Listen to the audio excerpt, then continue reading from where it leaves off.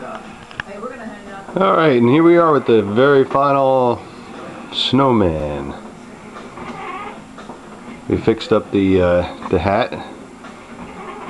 A lot more fluent than it was earlier. And same with the bunny.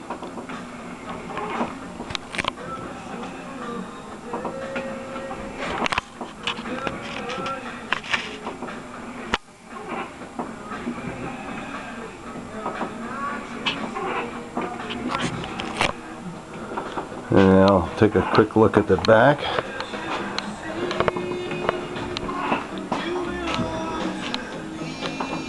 You can see kind of smoothed everything out.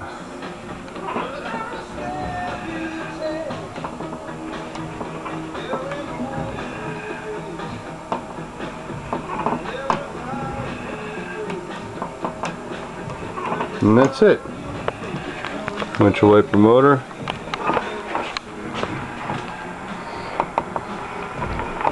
You see how the bunny rides up and down in the T-slot.